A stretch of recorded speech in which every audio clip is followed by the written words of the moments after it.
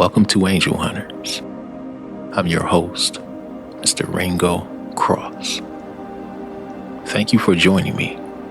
If you like strange stories that take place in a very rich but dark world, a place filled with deep, interesting characters that are fun and unique, then you should give this podcast a chance. It's a new experimental fiction where you, the quote-unquote reader, are mysteriously snatched from your warm, cozy bed by rogue operatives from the Illuminati and then inserted directly into the story. Don't worry, you'll be right there with our troublesome squad of wannabe doomsday starters as they learn how to properly do their job of world ending. So make sure you hit the like button, or Wicked Stepmother will give you a homework assignment. Oh, and we definitely can't have that, because after you turn it in, she'll toss it straight in the paper shredder and laugh before telling you she hates sugar and spice and, most importantly, everything nice.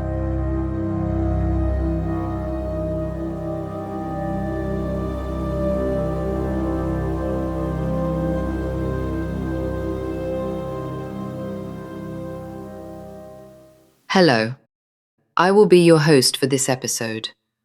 I believe the author is away on business, probably arranging for more time through a bargain with the broker.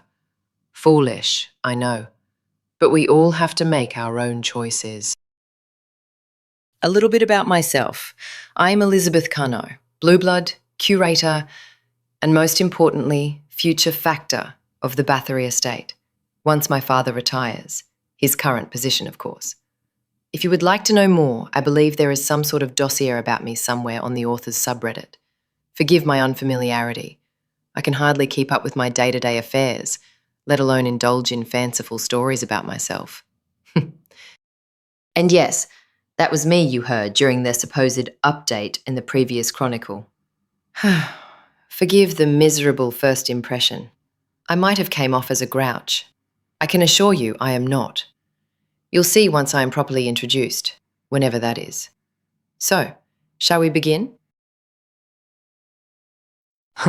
Interesting music choice. Anyway, radio check.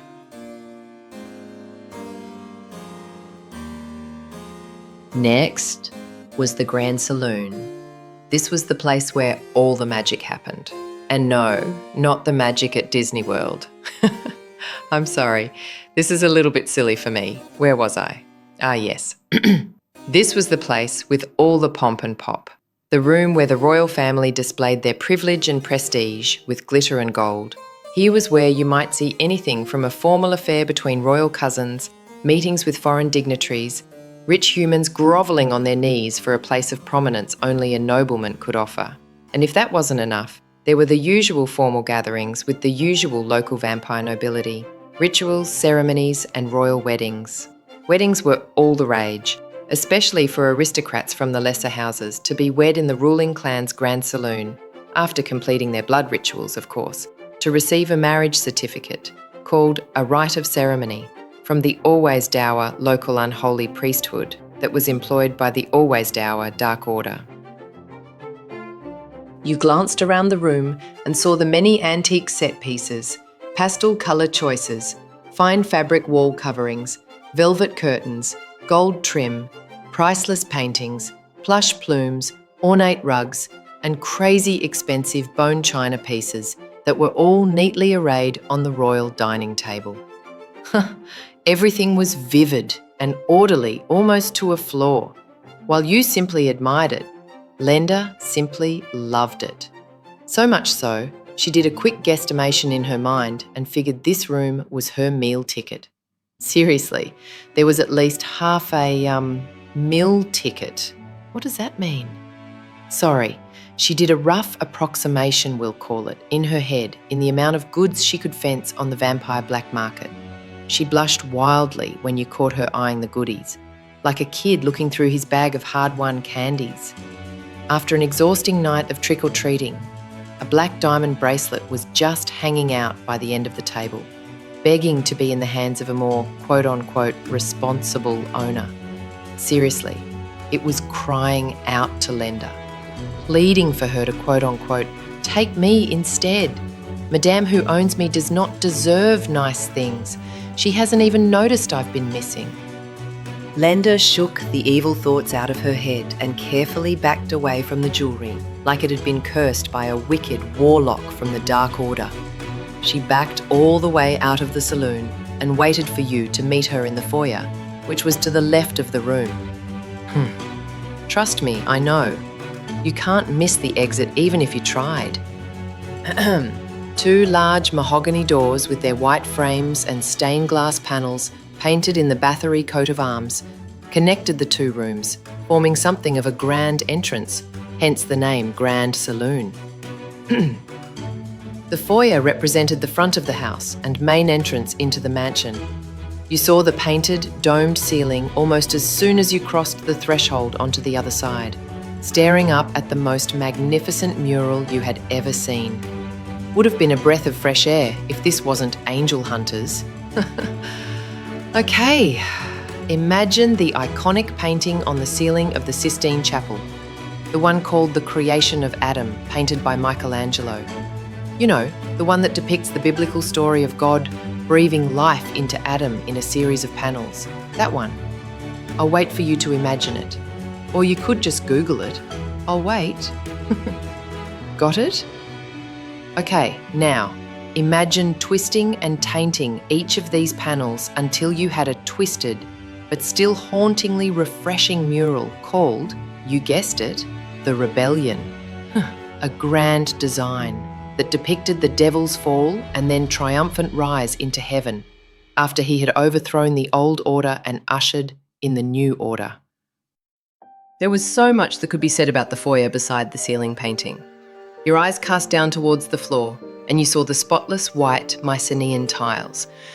You almost bumped into one of the pair of full-sized, museum-quality fallen angel statues that stood on either side of the grand antechamber.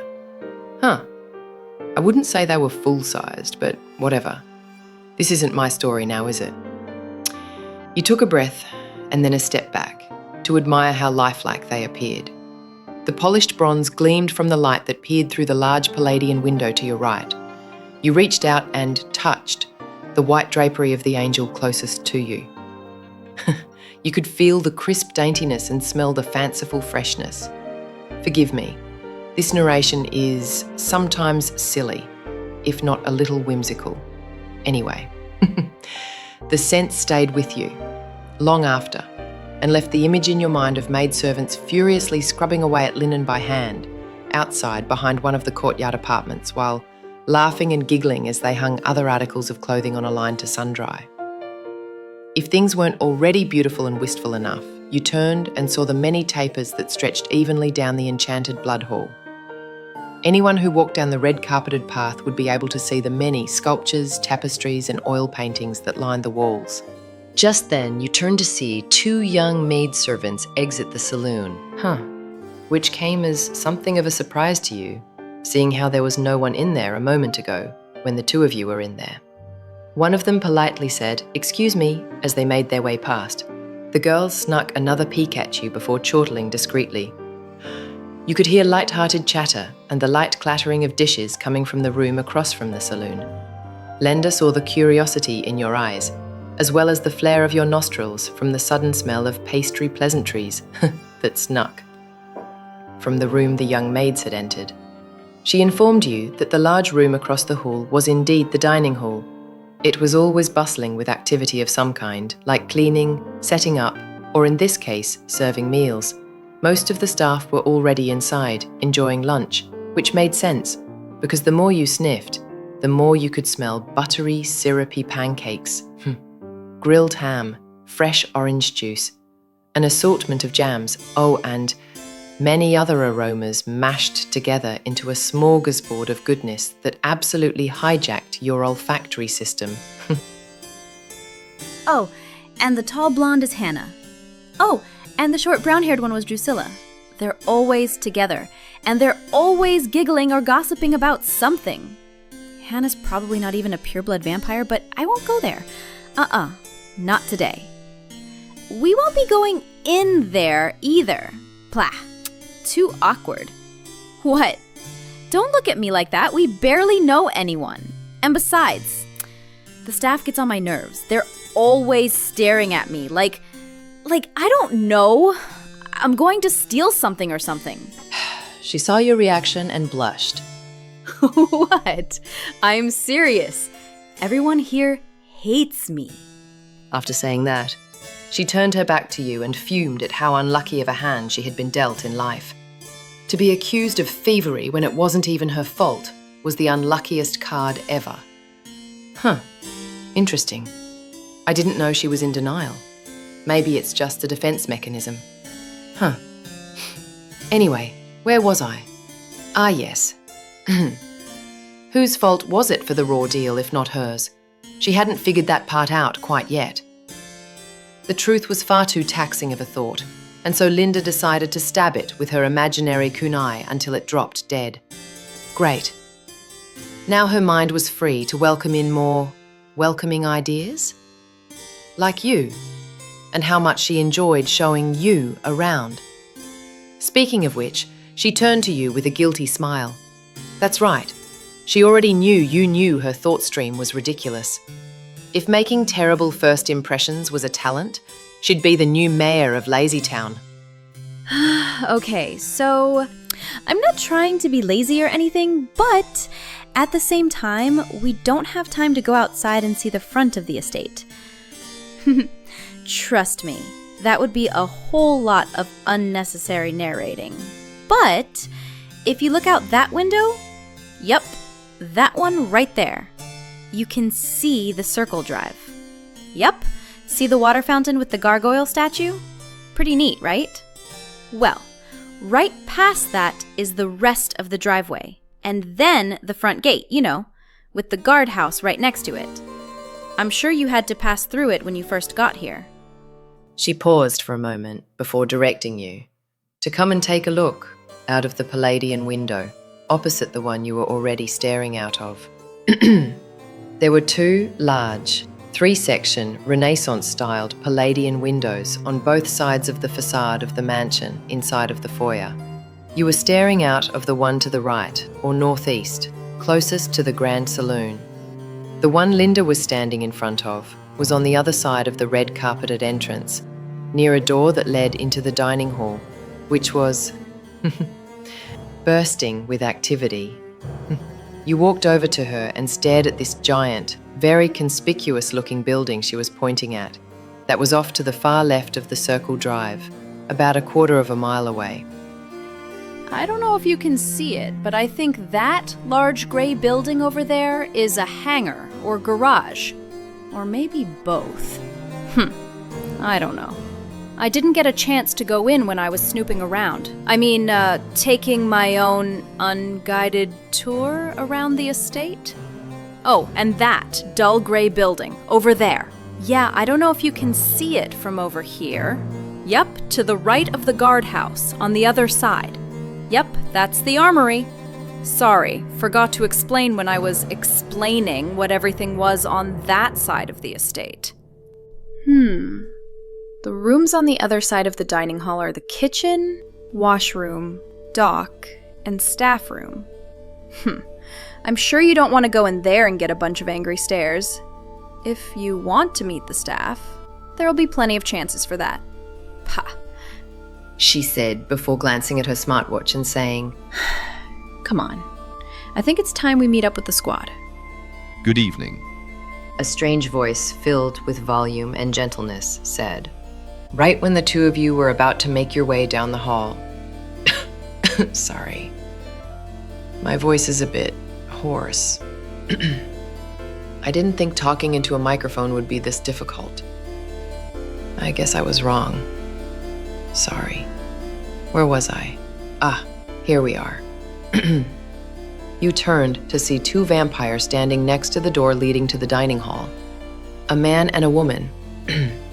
The man was wearing a suit, had on a pair of white gloves and a crimson blood drop lapel pin with a gold lace trim.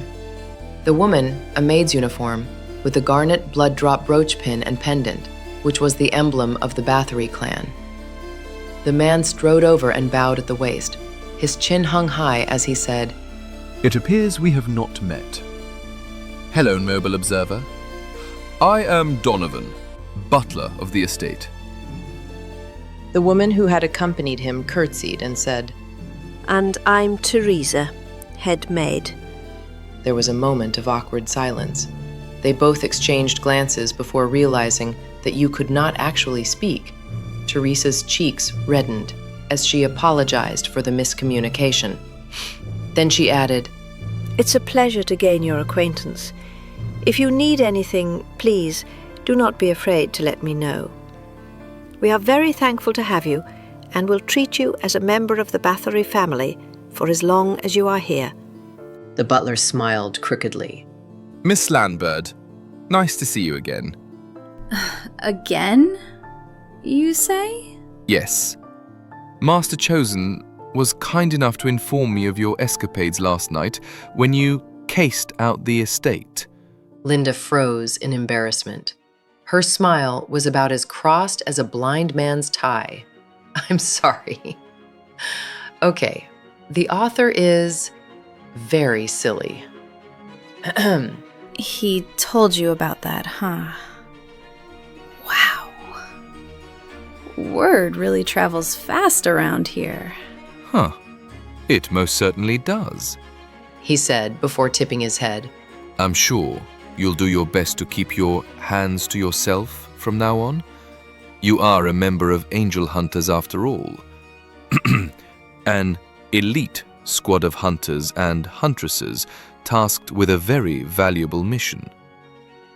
I'm sure an issue as simple and invaluable as petty larceny won't be too difficult to avoid in the future. Well said, Linda said with a torturous expression. Very well. We'll leave the two of you to your business. Goodbye. Farewell, Lady Landbird, and you as well, noble observer.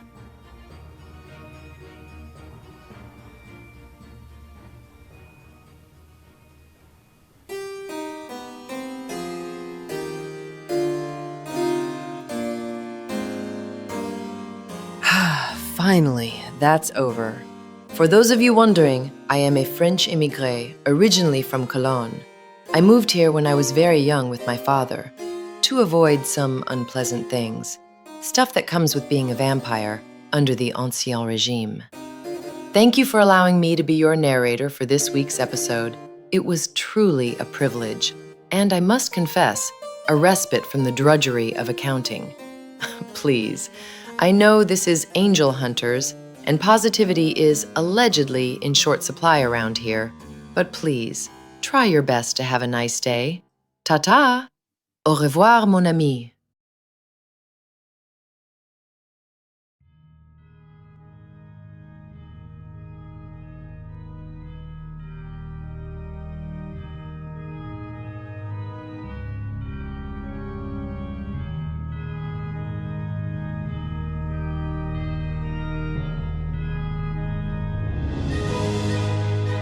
And that concludes this week's episode. Thanks for listening. Can't wait for the next installment. Read some of my other stories while you wait. Go to my subreddit at r/Ringo Cross Stories. Interested in helping? Subscribe to my Patreon. $4 a month. That's all it takes to help cleanse my soul. All right, I've taken up enough of your time. See you on the next episode. Happy angel hunting.